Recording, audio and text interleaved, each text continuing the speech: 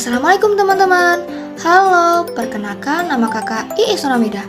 Salam kenal semuanya.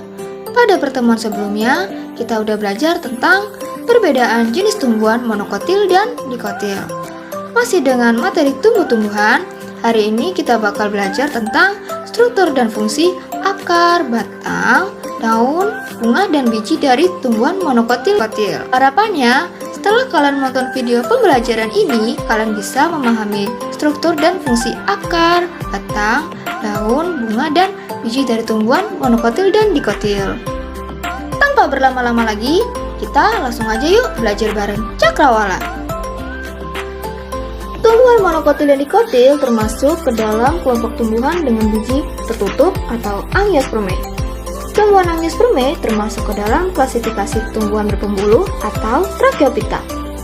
Tumbuh-tumbuhan berpembuluh umumnya tersusun dari dua organ utama, yaitu organ vegetatif dan organ generatif. Organ vegetatif tumbuhan berpembuluh terdiri atas akar, batang, dan daun.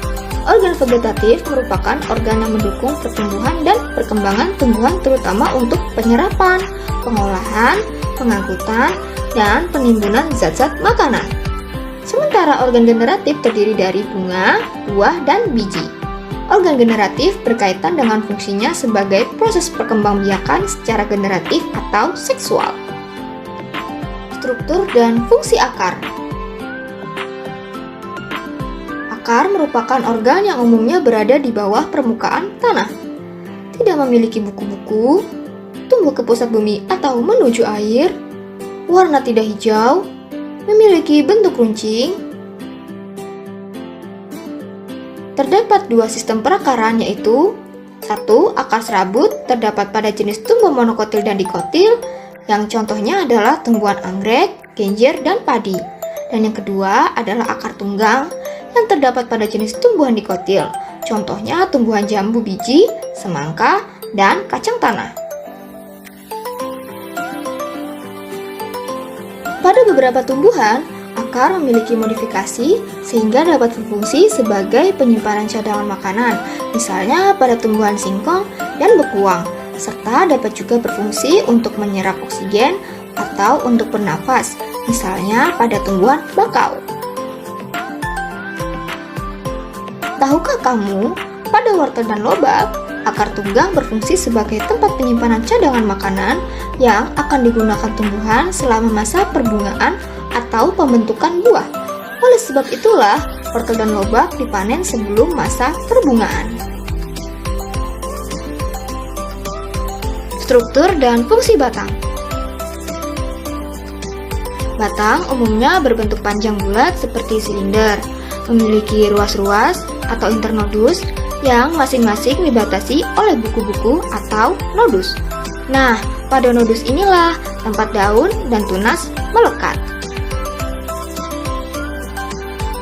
Batang memiliki beberapa fungsi, yaitu yang pertama, menyokong bagian-bagian tumbuhan agar dapat berdiri tegak di atas permukaan tanah.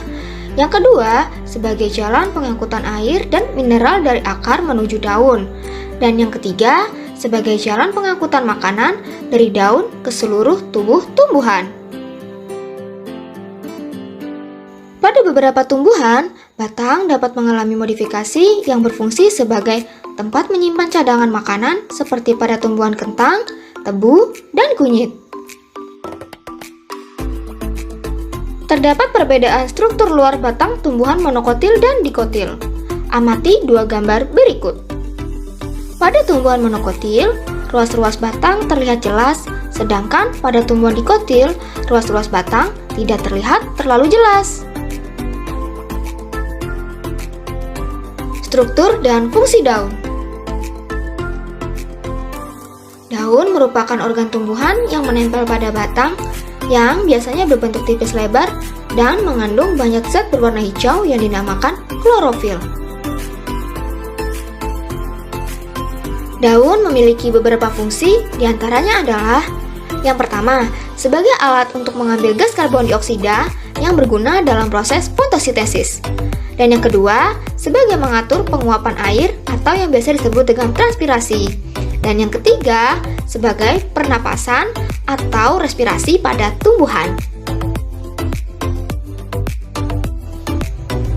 Pada proses fotosintesis, dibutuhkan cahaya matahari sebagai sumber energi. Energi tersebut ditangkap oleh zat hijau daun atau yang biasa disebut dengan klorofil. Gas karbon dioksida dan air digunakan sebagai bahan baku dalam membuat oksigen dan glukosa. Glukosa selanjutnya akan disusun menjadi zat pati atau amilum melalui reaksi polimerisasi.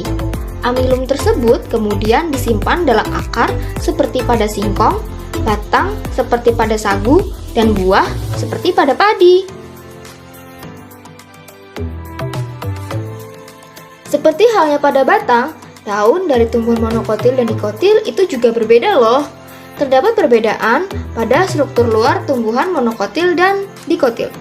Tulang daun merupakan ciri untuk mengetahui suatu tumbuhan apakah berjenis monokotil atau dikotil.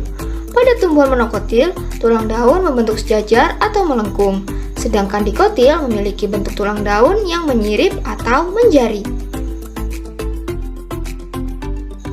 Struktur dan fungsi bunga. Bunga merupakan alat reproduksi generatif pada tumbuhan.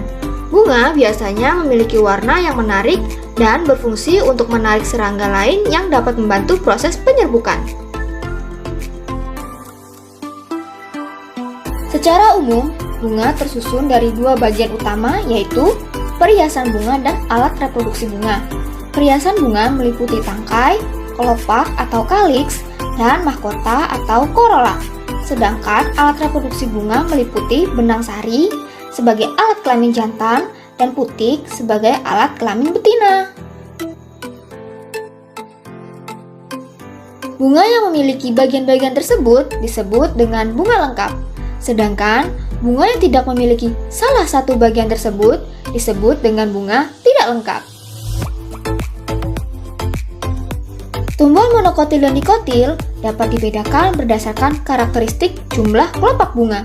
Monokotil memiliki kelopak bunga berkelipatan 3, sedangkan dikotil memiliki kelopak bunga berkelipatan 4 atau 5. Struktur dan fungsi biji dan buah. Ingat nggak, setiap kalian makan buah pasti menemukan biji di dalamnya. Tahukah kamu dari mana buah dan biji berasal? Kalian ingat nggak salah satu bagian bunga yang bernama putik? Putik atau pistilum terdiri dari 3 bagian, yaitu yang pertama, dasar yang menggelembung disebut bakal buah atau ovarium, dan yang kedua, bagian yang memanjang disebut stilus, dan yang terakhir, kepala putik atau stigma. Di dalam satu bakal buah, terdapat satu bakal biji atau ovul. Buat perkembangan selanjutnya, bakal buah akan menjadi buah dan bakal biji akan menjadi biji. Gimana materi kali ini? Semoga bisa dipahami ya. Oke, cukup sekian materi dari kakak. Kakak mohon maaf bila ada salah-salah kata, dan semoga video ini bermanfaat. Kalau kalian suka dengan video kayak gini, jangan lupa like, comment, share, and subscribe. See you in the next video. Bye!